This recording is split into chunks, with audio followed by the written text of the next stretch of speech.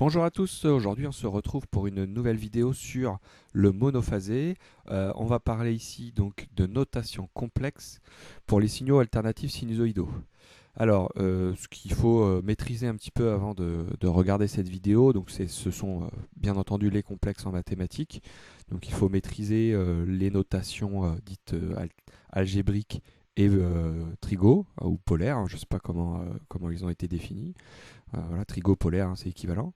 Voilà, il faut être capable de passer d'une forme à l'autre, de comprendre le sens de ce que représente le module, voilà, les parties réelles, etc. Bon, voilà, quelques notions sur le monophasé sont nécessaires, mais pas indispensables.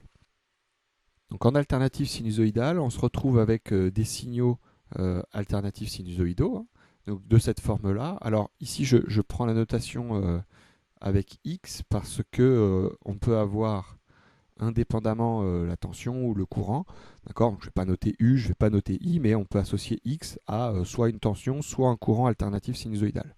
Donc on a des signaux de cette forme-là.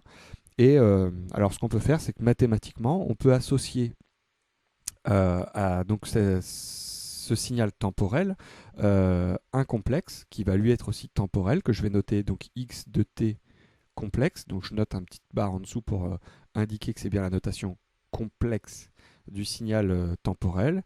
Et donc ça, on va pouvoir l'écrire. Alors, je vais l'écrire sous forme trigo. Grand X racine de 2 exponentielle j oméga t plus phi x. Voilà. Donc on se retrouve ici, alors pour ceux qui ont l'habitude, hein, donc ça c'est bien donc le module. Et puis donc ici en haut, donc on a bien l'argument du complexe. Voilà. Alors pourquoi on peut faire cette association entre les deux, hein, pour passer de la notation complexe à la notation temporelle, hein, il faut faire une partie, alors ici c'est une partie imaginaire, puisqu'on a ici un sinus. Donc si je prends la partie imaginaire de ce complexe, eh bien je me retrouve ici avec le signal x de t temporel. Donc c'est pour ça que voilà, il existe un lien entre les deux, et donc nous ici on fait une association entre ces deux signaux, hein.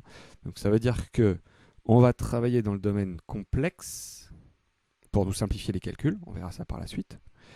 Mais sous-entendu derrière, on a des signaux temporels, c'est ce qu'on a envie d'avoir. Donc je l'ai déjà dit, mais le gros avantage quand l'on a à utiliser cette notation, c'est que les calculs, on le verra dans la prochaine vidéo, les calculs qu'on va pouvoir faire sur des circuits électriques alimentés avec des signaux alternatifs sinusoïdaux, ben, ils vont être beaucoup plus simples avec cette notation complexe. Donc c'est pour ça qu'on fait ça.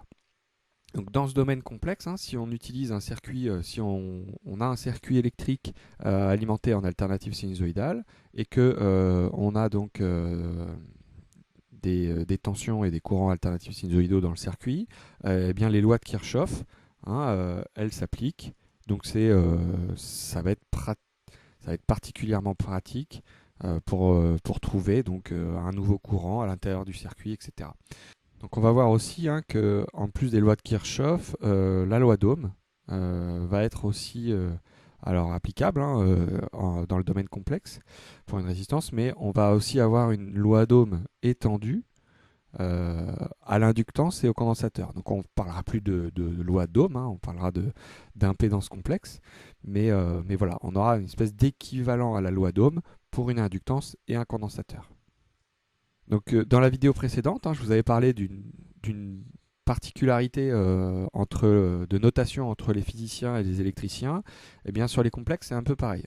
Les électriciens s'accordent un raccourci qui va avoir ses limites, hein, voilà, mais un raccourci de notation qui va permettre de simplifier un petit peu la notation du complexe. Donc si je reprends la notation du complexe x de t, donc, qui est égal à x racine de 2 exponentielle j oméga t plus phi x, hein, donc on a module argument. Alors déjà, la notation ici en exponentielle peut déjà être simplifié avec une notation en ligne.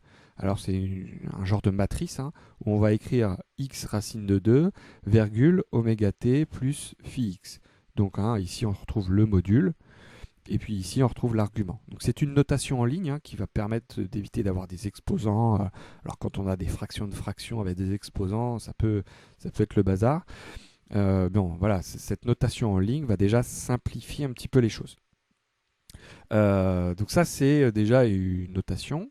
Et ensuite, donc les électriciens, eux, ce qui se passe, c'est que quand ils ont un circuit linéaire, résistance, inductance, condensateur, tous les signaux sont alternatifs sinusoïdaux avec la même pulsation. Donc ça veut dire que le oméga t, le oméga, dans tous les signaux alternatifs qu'on a dans le circuit, ça sera le même partout. Et puis, encore une fois, l'électricien, lui, il a envie de montrer, d'avoir tout de suite la caractéristique intéressante du signal qui l'intéresse, celle qu'il a envie de faire apparaître le plus. C'est pas la valeur max, x racine de 2, mais c'est bien la valeur efficace, uniquement grand X. Donc, l'électricien il s'est rendu compte qu'il pouvait noter donc, son complexe x de t comme étant racine de 2 exponentielle j oméga t fois grand X exponentielle j phi x. Voilà. Donc là, avec la multiplication, on a bien la somme des arguments et puis le produit des modules qui redonne bien la notation au-dessus. Et en fait, l'électricien, il s'est rendu compte que dans les calculs, le racine de 2, il est partout, le oméga t, il est partout, et bien tant qu'à faire, on n'a qu'à pas le noter. Donc en fait, il va garder uniquement grand X complexe comme étant grand X exponentielle j phi x égale aussi en ligne à grand X phi x. Voilà, donc ici on voit bien que c'est une grande lettre, grand X complexe, sans la variable t. Donc en effet, c'est bien un signal qui est constant, d'où la grande lettre, et un signal qui ne dépend pas du temps, avec la grande lettre. Et puis il est complexe, puisqu'on a bien le j quelque part qui traîne. Donc ici on retrouve, comme pour les notations temporelles des signaux, donc le physicien fait bien apparaître ici, donc sur le module, l'amplitude, et sur l'argument ici, la phase, qui va dépendre du temps. Alors que l'électricien, lui, comme on le disait précédemment, il va faire apparaître ici la valeur efficace et le déphasage, les deux éléments caractéristiques qui l'intéressent. Donc voilà, c'est une très grosse simplification.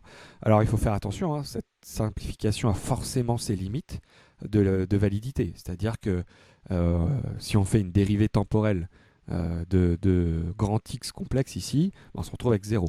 Alors que à la base, si le signal étant dépendant du temps, si on fait une dérivée par rapport au temps, ça ne fait pas 0. Donc voilà, il faut être vigilant avec ça.